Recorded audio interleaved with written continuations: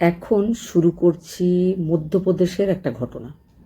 মধ্যপ্রদেশের ভিন্ড জেলার মাহাগাঁও নামের একটা এরিয়া।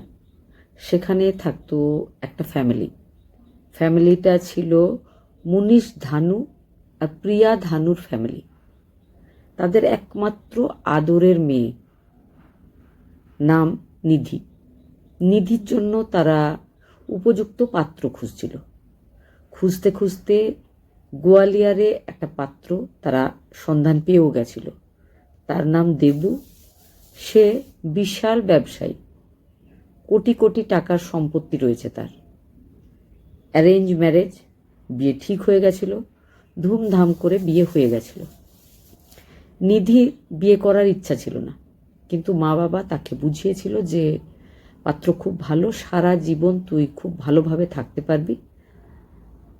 নিধি শেষ পর্যন্ত রাজি হয়ে গেছিল, বিয়ে হয়ে যায় নিধির। বিয়ের তারিখ ছিল 28শে ডিসেম্বর 2025। বিয়ের পরে নিধি গোয়ালিয়রে নিজের শ্বশুর বাড়ি চলে যায়।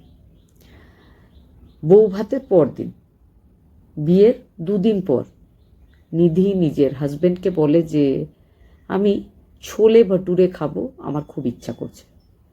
হাজব্যান্ড খুশি হয়।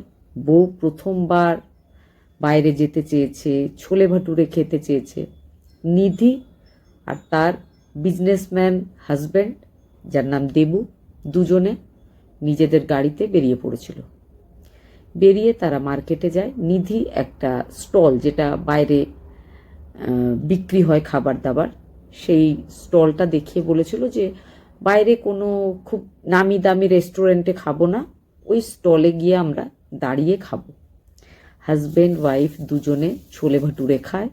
খাওয়া দাওয়ার পরে এবার স্ত্রী জল খাবে, তো হাজব্যান্ডকে বলে যে একটা জলের ভালো বোতল কিনে নিয়ে এসো, কারণ এখানে যে জলটা দিচ্ছে সেটা ঠিক হাইজিনিক নয়, তো বোতলের জল নিয়ে এসো। হাজব্যান্ড চলে যায় জল কিনতে। পাশেই ফিরে এসে দেখে তার স্ত্রী, নতুন বিয়ে করা বউ নিধি ধানু সেখানে নেই।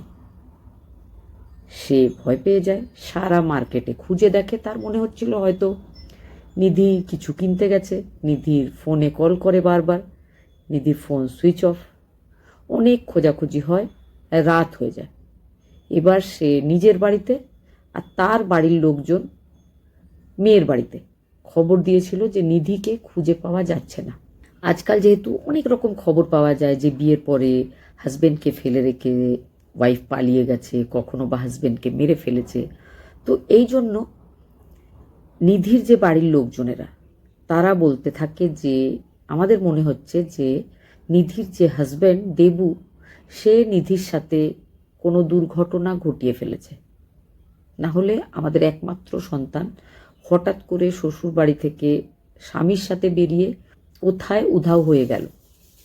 নিধির যে হাজব্যান্ড দেবু, সে বারবার নিজের শ্বশুর বাড়ির লোকজনকে বোঝাতে থাকে যে সে কিছুই জানে না, সেই দিনের পুরো ঘটনা সে বারবার বলতে থাকে শ্বশুর বাড়ির লোকজনকে।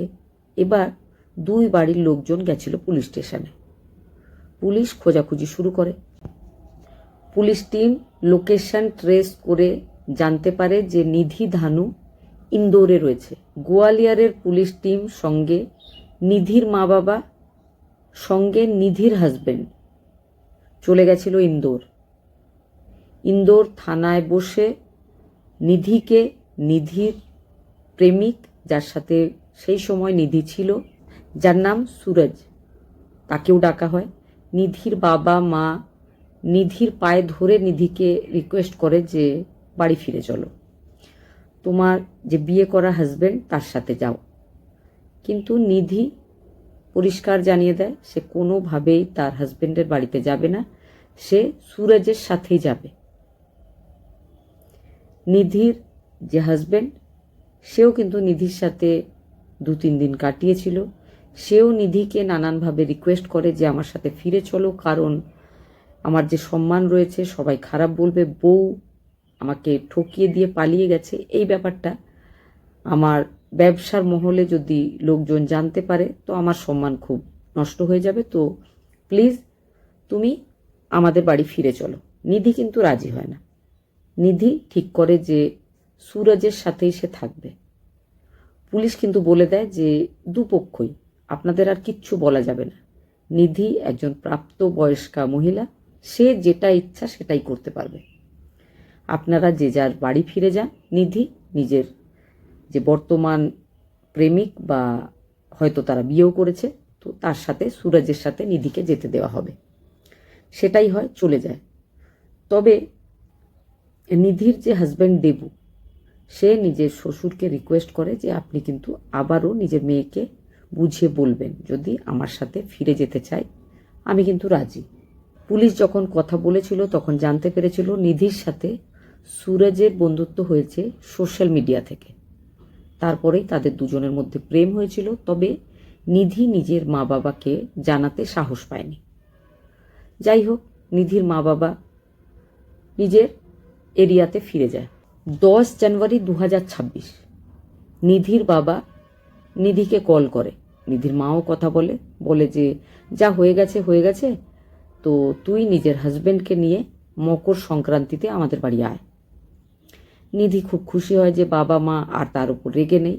নিধি নিজের বর্তমান হাজব্যান্ড সুরজকে বলে যে চলো বাপের বাড়ি যাব। সুরজ বলে যে না, তার কিছু বিশেষ কাজ রয়েছে, সে যেতে পারবে না। নিধির সে টিকিটের ব্যবস্থা করে দেয়। নিধি ধানু চলে আসে নিজের বাড়িতে।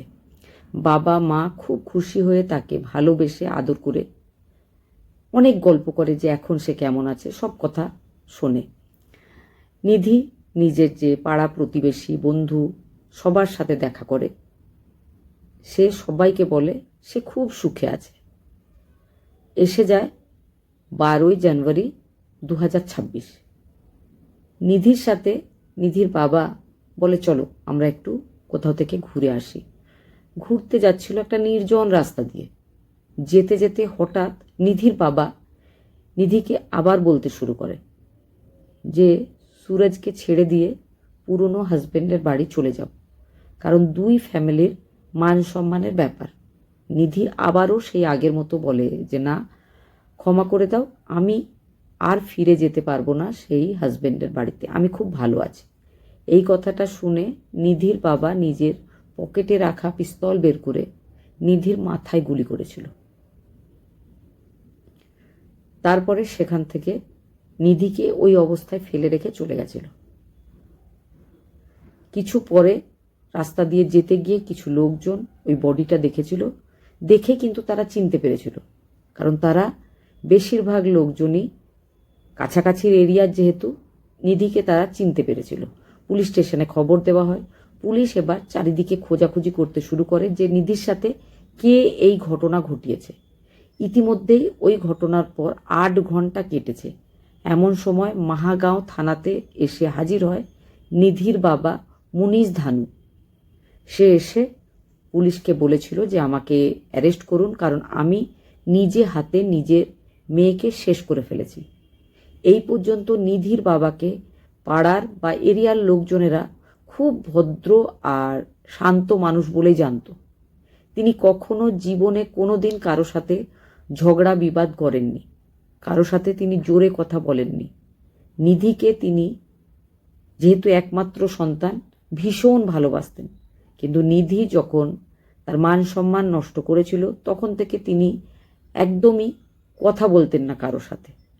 সব সময় ঘরের মধ্যেই থাকতেন, নিজেকে লজ্জিত বোধ করতেন। হঠাৎ করে একদিন নিজের স্ত্রীকে তিনি বলেছিলেন যে যা হওয়ার হয়ে গেছে, নিধিকে আমাদের নিজেদের বাড়িতে ডাকা উচিত, সম্পর্কটা আবার ঠিক করে নেওয়া উচিত। নিধির মা রাজি হয়ে গেছিল। নিধির মা কখনোই জানতো না যে নিধির বাবা নিধির সাথে এই ধরনের কোনো ঘটনা ঘটাতেও পারে।